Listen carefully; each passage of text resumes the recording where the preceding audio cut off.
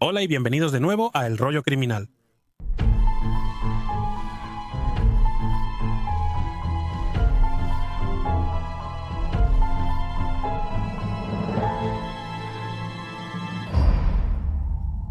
Para la narración de crimen real de esta semana, veremos la vida de Josephine Gray de Maryland. Josephine nació en 1946. Se sabe muy poco sobre su vida temprana, pero documentos judiciales más tarde harían referencia a su infancia difícil, cuyos detalles se desconocen. Lo que sí sabemos es que de joven adulta, Josephine era conocida por ser una persona extravagante a la que le gustaba conducir autos llamativos y usar atuendos que llamaban la atención. A pesar de su naturaleza extrovertida y sociable, se sentía atraída por hombres tranquilos y amables y en 1967, a la edad de 21 años, se casó con un hombre llamado Norman Stribling. Josephine trabajó como conserje para las escuelas públicas del condado de Montgomery, un puesto que mantuvo durante toda su vida adulta. Josephine y Norman tuvieron 5 hijos, pero su matrimonio no era feliz. En algún momento, a principios de los años 1970, Josephine tomó un trabajo adicional de medio tiempo limpiando oficinas y ahí conoció a un hombre llamado William Gray. El señor Gray usaba su segundo nombre, Roberto. Roberto tenía poco más de 30 años y estaba casado con 6 hijos cuando conoció a Josephine. Hasta ahora, Roberto siempre fue un hombre de familia, dedicado a su esposa e hijos. Sin embargo, esto pronto cambió cuando conoció a Josephine. Los amigos y la familia de Roberto dijeron que fue como si algo dentro de él se hubiera roto y toda su actitud y personalidad cambiaron. Roberto y Josephine habían comenzado una aventura y Roberto se volvió cada vez más distante con quienes lo conocían. Dejó de visitar a sus amigos o de prestar atención a su familia. Al descubrirse la aventura, los cercanos a Roberto pensaron que Josephine lo controlaba. Francisca, esposa de Roberto, diría después que pensaba que Josephine le ponía algo a la comida de Roberto para que él la obedeciera. Francisca creía que esta teoría se confirmó cuando Roberto dejó de comer cualquier alimento preparado por Josephine y su antigua personalidad regresó. Josephine tenía una colección de polvos, raíces y tés escondidos en su habitación, y cuando Roberto volvía a estar en su compañía, su extraña y distante personalidad regresaba. Mientras tanto, Norman, al notar la aventura de su esposa, comenzó a temer más a Josephine. Circulaban rumores de que Josephine practicaba brujería y vudú. Norman les dijo a las personas cercanas a él que temía por su vida y que había visto su nombre en hechizos que Josephine había escrito. Los temores de Norman se justificaron cuando, una noche, se despertó y encontró a Josephine apuntándole con una pistola. Su vida se salvó porque el arma falló y pudo escapar. El 4 de marzo de 1974, Norman no tuvo la misma suerte. Su cuerpo fue encontrado en su auto en una carretera aislada en Gaithersburg, Maryland, a poca distancia de su casa. Había sido asesinado de un solo disparo en el lado derecho de la cabeza, en lo que al principio parecía un robo.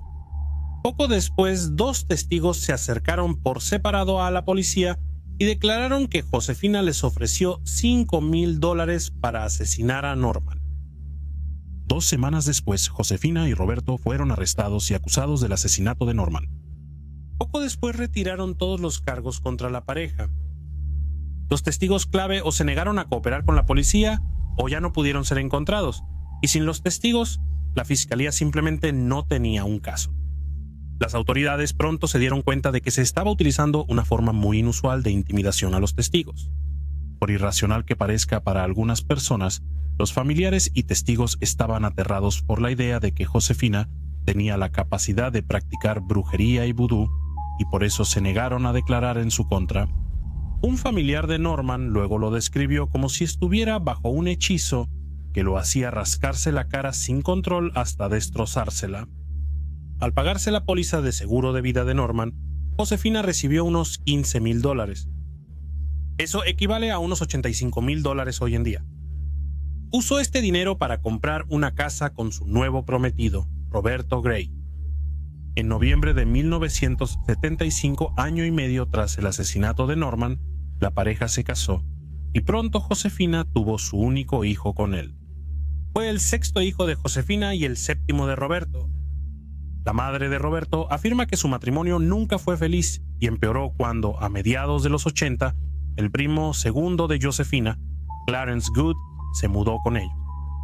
Clarence era un adolescente en ese entonces y la estaba pasando mal donde vivía en Brooklyn, Nueva York. Josefina les prometió a sus familiares que cuidaría bien de Clarence y él se mudó a vivir con Josefina y Roberto en Maryland. En algún momento a finales de los años 1980, se informó que Josefina y Clarence comenzaron un romance. Siguió casada y viviendo con Roberto mientras tenía un romance con Clarence, quien también vivía ahí. Para el verano de 1990, la situación era insoportable. Josefina persiguió a Roberto por la casa con una pistola. Saltó por una ventana del segundo piso para huir de ella y corrió hasta la casa de sus padres a 1 milla de distancia. Roberto decidió que era suficiente y se mudaría definitivamente.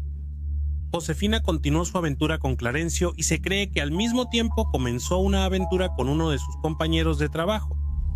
Al igual que Norman antes que él, Roberto comenzó a decirle a las personas más cercanas a él que temía por su vida. Dijo que Josefina lo agredió varias veces y que cuando en agosto de 1990 presuntamente lo atacó en su trabajo con un bate y un cuchillo, presentó cargos penales contra ella. Se programó una audiencia sobre esta agresión para el 5 de octubre, pero se pospuso hasta el 16 de noviembre. Después de la audiencia del 5 de octubre, Roberto iba conduciendo cuando Josefina empezó a seguir su auto. Ella empezó a hacerle señales con las luces delanteras, indicando que quería que se detuviera. Roberto trató de ignorarla, pero ella se acercó a su auto y Clarencio le apuntó con una pistola. Asustado por esto, Roberto logró poner el auto en reversa y escapar. Nuevamente, este incidente fue reportado a la policía y Roberto comenzó a cambiar el beneficiario de sus pólizas de seguro de vida para asegurarse de que Josefina no tuviera nada que ganar con su muerte. Roberto rentó un departamento en Georgetown y invitó a su familia para una celebración. Parecía que Roberto era el de antes nuevamente, y uno de sus hijos dijo que el hechizo se había roto y recuperaron a su papá. Menos de una semana después, el 9 de noviembre de 1990, una semana antes de que Josefina y Clarencio volvieran a la corte, Roberto fue asesinado a tiros. Había terminado de trabajar en la escuela primaria Cloper Mill, donde era gerente de servicios del edificio, alrededor de las 2:30 de la tarde. Regresó a casa y cuando entró a su departamento, alguien lo estaba esperando adentro. Le dispararon 2 veces en cuello y pecho. Su cuerpo fue encontrado por su padre y un amigo de la familia que se habían preocupado por su bienestar. La tarjeta de presentación de un detective de la policía a quien él había estado pidiendo ayuda estaba junto a su cuerpo. Tomó 6 meses de investigación antes de que Josefina y Clarence fueran acusados del asesinato de Roberto. Josefina también fue acusada por segunda vez del asesinato de Norman. Se informó que 2 de los hijos de Josefina y Norman, Brenda de 26 años y Bernardo de 23 años, le dijeron a los investigadores que creían que su madre era responsable del asesinato de su padre y que también había estado planeando el asesinato de su padrastro. Además, las declaraciones hechas por el hermano de Josefina, Donaldo Mills, y su hija, Regina Gray, implicaron a Josefina en los asesinatos. Pero al ser liberados bajo fianza, el caso de la fiscalía empezó a desmoronarse. De inmediato quedó claro que había una diferencia notable en la cooperación de los testigos desde que Josefina estaba detenida hasta que salió bajo fianza. Donald Mills y Regina Gray retractaron sus declaraciones incriminatorias. Durante la investigación del asesinato de Roberto, a Josefina se le preguntó sobre su participación en la brujería y el vudú. Ella negó su participación en ambas, llamándolo absurdo. Yo no practico vudú y no practico brujería. Solo porque voy y compro un amuleto de la suerte para jugar la lotería o algo así. O compro hierbas y tomo té de hierbas, o uso aceite de oliva y me unjo a mí mismo. Eso está en la Biblia. Sin embargo, los fiscales pensaban lo contrario y sentían que toda la investigación estaba impregnada de miedo. El 4 de septiembre de 1991, un juez dictaminó que permitirían como evidencia en el juicio una conversación telefónica entre Josefina y un doctor vudú. Esta doctora vudú, Rosie Sims, había acudido a la policía para decirles que Josefina se le había acercado para hablarles sobre matar a su esposo. Poco después, los fiscales informaron que Rosie Sims, en libertad condicional, ya no podía ser localizada. El 1 de octubre de 1991, se informó que los fiscales habían retirado los cargos contra Josefina por el asesinato de Robert, pero el juicio seguiría adelante por el asesinato de Norman 17 años antes. El entonces asistente del fiscal estatal, Thomas Tam, declaró que los cargos se retiraron por razones estratégicas, lo que incluía preservar el derecho del Estado a volver a presentarlos en una fecha posterior.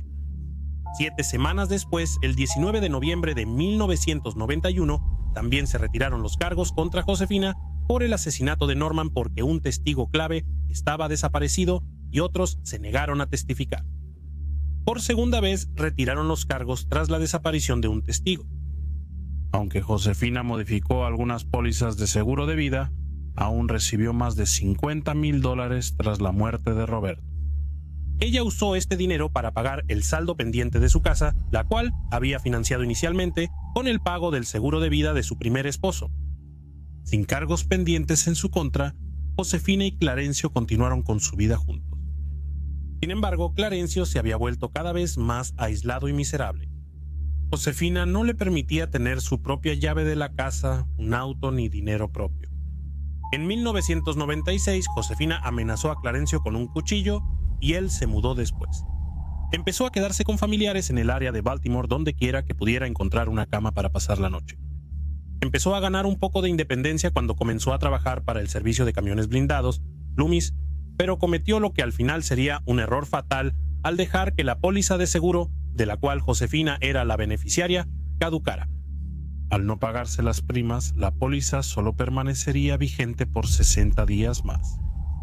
El 21 de junio de 1996, la policía de Baltimore halló el cuerpo de Clarence en la cajuela de su auto.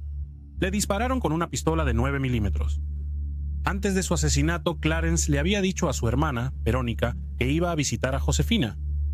También le había contado a algunas personas que sentía que su vida estaba en peligro y lo asustado que estaba de Josefina. Tras hallar el cuerpo de Clarence, la casa de Josefina fue registrada y se hallaron balas de 9 milímetros.